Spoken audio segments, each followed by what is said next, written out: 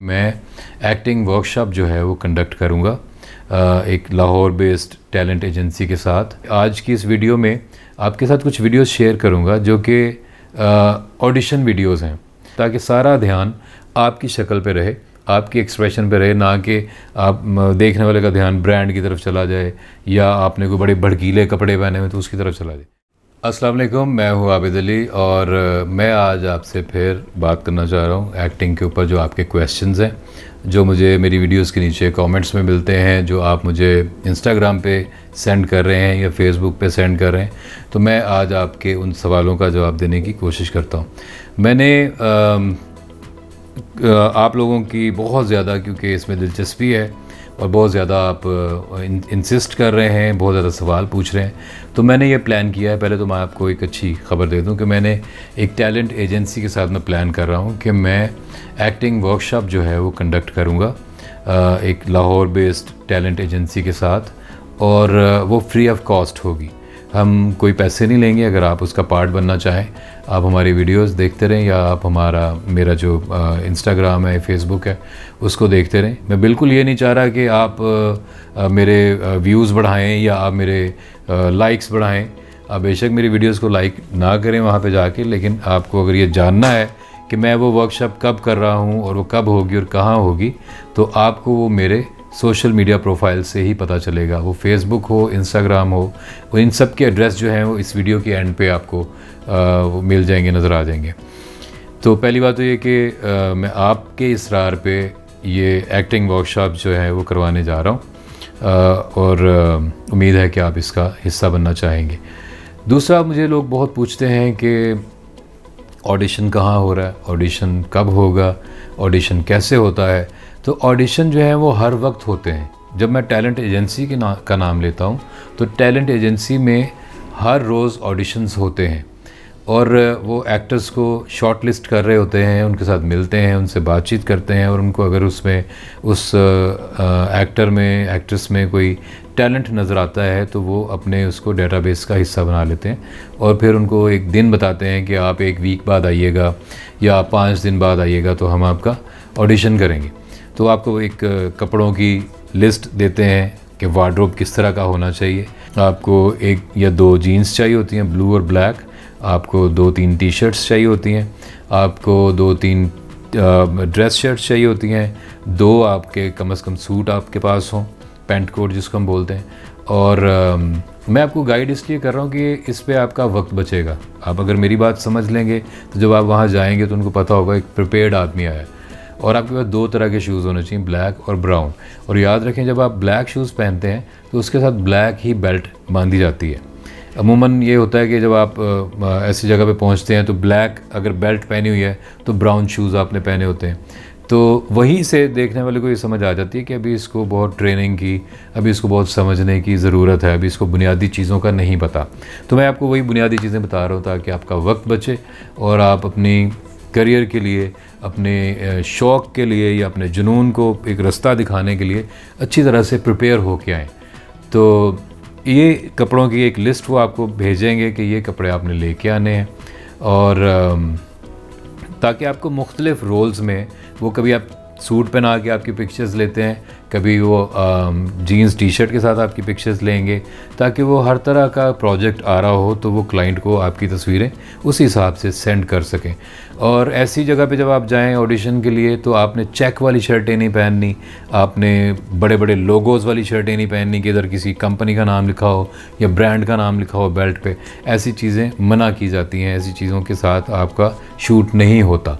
आपको बिल्कुल प्लेन और इस तरह की शर्टें पहननी चाहिए जिस पे बड़े बड़े लोगोज़ ना हो, कंपनीज़ के नाम ना हो, आप बड़े बड़े चेक या डब्बे और लाइनों वाली शर्टें ना हो, क्योंकि वो वीडियो को और पिक्चर्स को ख़राब करता है इस तरह की चीज़। और ब्रांड को खाम में एक प्रमोशन मिलती है कि आपने फ़लाँ ब्रांड की शर्ट पहनी हुई, तो वो वैसे ही तो प्रमोशन इस तरह की बिला वजह वो नहीं करना चाहते, इसलिए वो प्लेन शर्ट्स में, ताकि सारा ध्यान आपकी शक्ल पे रहे, आपकी एक्सप्रेशन पे रहे, ना कि आप देखने वाले का ध्यान ब्रांड की तरफ चला जाए या आपने कोई बड़े भड़कीले कपड़े पहने हुए तो उसकी तरफ चला जाए।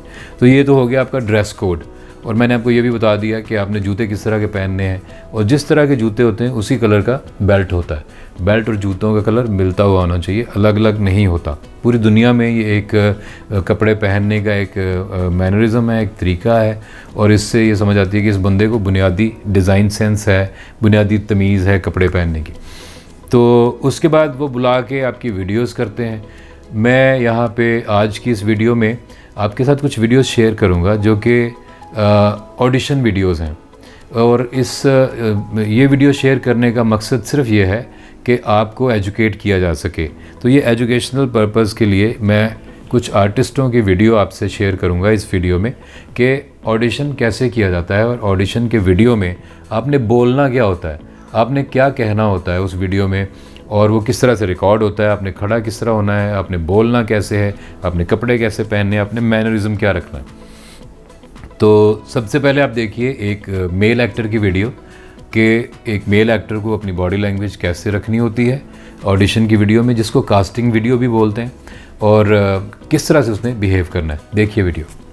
Hi, this is Abdul Manan and I am from Black Talent. By profession I am a model and actor.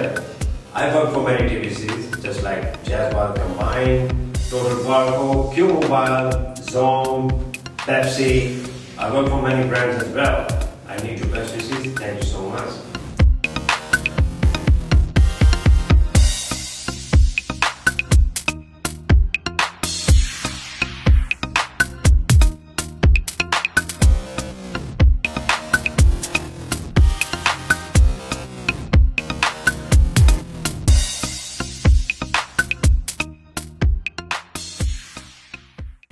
जी, आपने वीडियो देखी, और जो जितने भी मेल एक्टर्स हैं, मॉडल्स हैं जो मेरे से जुड़े हुए हैं सोशल मीडिया के ऊपर, उम्मीद है उनको इस वीडियो से कुछ समझ आई होगी कि मैं जब कहता हूं कि वहां पे जाएंगे, वो आपकी एक छोटी सी वीडियो रिकॉर्ड करेंगे, तो उसका क्या मतलब है। अब मैं जो अगली वीडियो आपके साथ शेयर कर रहा हूँ, ये एक फ़ीमेल आर्टिस्ट की वीडियो है। इसका पर्पज़ ये है कि आप देखें और आप सीखें कि वहाँ पे, या आप ये जानें कि वहाँ पे आपसे क्या बात होगी, और वहाँ पे कैमरे के सामने आपने क्या बोलना है। देखिए video. From Magdalene. By profession, I'm an actress and a model. I have done a lot of work like commercial, TVCs and many more. Recently, I have done traveling.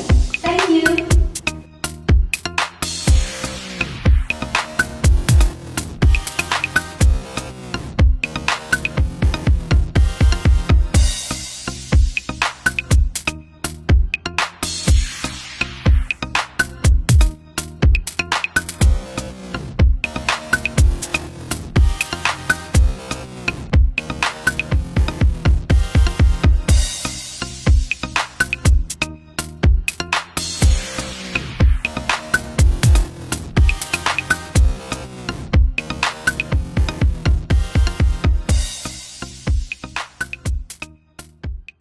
जो बच्चों के जो सवालात हैं कि बच्चे एक्टिंग करना चाहते हैं। मेरा एक प्ले था जिसकी वजह से बच्चे मेरे से बहुत जुड़ गए हैं, चंदा तारे उसका नाम था।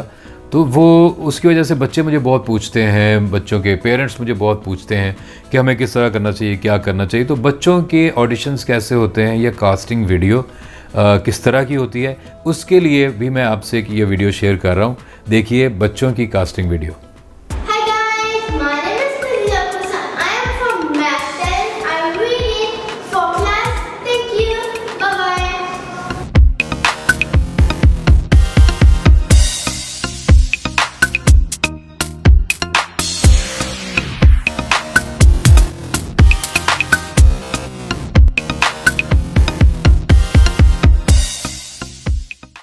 जी, एक और चीज़ जो बहुत ज़्यादा मेरे से पूछी जा रही है इस वक्त कि एक्टर की या मॉडल की करियर शुरू करने के लिए बेहतरीन एज क्या है।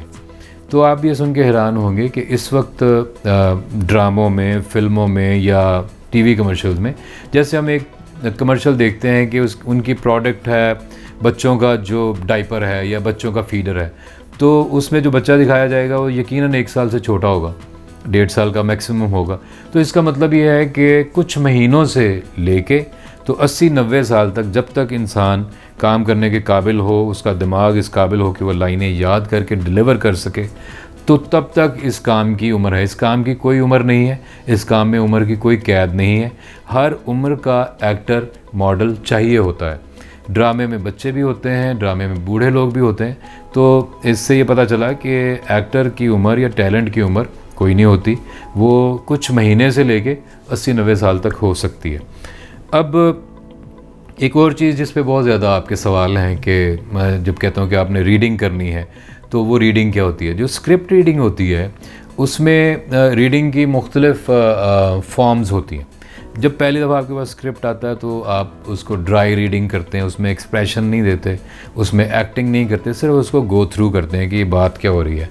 उसको कोल्ड रीडिंग भी कहते हैं। मुख्तलिफ़ मुल्कों में मुख्तलिफ़ जगहों पे कुछ थिएटर के लोग उसको कोल्ड रीडिंग कहते हैं या ड्राई रीडिंग कहते हैं या टेबल रीडिंग भी कहते हैं। जिस दिन आपको स्क्रिप्ट मिलता है तो कास्ट पूरी टेबल पर ऐसे बैठी होती है डायरेक्टर और प्रोड्यूसर के साथ, तो वो उसको टेबल रीडिंग भी कहते हैं। आप अपना स्क्रिप्ट देखते हैं और आप पढ़ते हैं। तो जो रीडिंग आमतौर पे होती है, जो मैं कह रहा हूँ कि आपने करनी है, तो किस तरह करनी है मैं आपको थोड़ा सा पढ़ के बताता हूँ। ये मंटो साहब का अफसाना है और उनकी ये किताब है, उसमें से एक चीज़ है जो मैं आपको पढ़ के सुनाता हूँ। मैं इसमें एक्टिंग नहीं कर रहा, मैं सिर्फ ये वोकल ट्रेनिंग के लिए जिस तरह आपको रीडिंग करनी चाहिए, एक थ्रो रखनी चाहिए, एक फ़्लो रखना चाहिए, तलफ़्फ़ुज़ पे ध्यान देना चाहिए, मैं वो वाली रीडिंग आपको करके दिखा रहा हूँ। लिखा है कि बारी साहब ने मुख्तलिफ़ छोटे बड़े शहरों की रसदगाहों में अपनी किस्मत के सितारों का मुतालिया किया, लेकिन घूम फिर कर उन्हें आखिर लाहौर ही की रसदगाह में आना पड़ा, जो किसी ज़माने में अरब होटल में थी और बाद में नगीना बेकरी में अपने जुमला साजो सामान के साथ उठाई थी। यहाँ और वहाँ बड़े बड़े और सितारा शनास जमा होते रहे। इनमें से कुछ, अब आपने देखा कि मैंने कहीं ड्रॉप नहीं किया। जब आप रीडिंग करें, अमूमन जब रीडिंग शुरू करते हैं लोग, तो लाइन का एंड जो है उनसे वो ड्रॉप हो जाता, वो उनकी एनर्जी वहाँ तक कम होती जाती है, वो ऐसे करते हैं।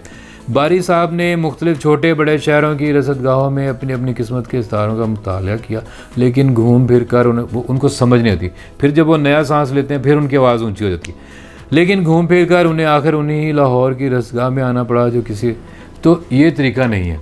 आपने एक थ्रो मेंटेन करनी है लाइन पढ़ने की। आपने जिस लेवल पे, जिस स्केल पे उसको शुरू किया है, आपने उसी तरह से उसको पढ़ते चले जाना है और वही थ्रो और वही लेवल आपने मेंटेन रखना है। तो चीज़ें जो मैं इसको दोबारा मैं इसको वाइंड अप करता हूँ, इसको अपनी वीडियो को। तो उसमें मैंने आपको आज बताया कि आपको किस तरह की ड्रेसेस, आपका वार्डरोब क्या होना चाहिए ऑडिशन के लिए। मैंने आपसे वीडियो शेयर्स की कि आपने वहाँ जाके करना क्या है, किस तरह की चीज़ आपको वहाँ करनी होगी ताकि आप ये ट्रेनिंग कर सकें इनको देख देख के। और मैंने आपको रीडिंग के बारे में बताया कि वो किस तरह से होती है। और उम्मीद है कि ये चीज़ें आपको हेल्प कर रही होंगी कहीं ना कहीं। और मैं बहुत आपके लिए दुआ करता हूँ कि आप इस करियर में आएँ और इस लाइन को अडॉप्ट करें और सीखें और अपने फ़न का इजहार करें। मैं उसमें आपकी जो हेल्प कर सका वो मैं करने की कोशिश करता रहूँगा। अपना बहुत ख्याल रखिएगा। Thank you so much. अल्लाह हाफ़िज़।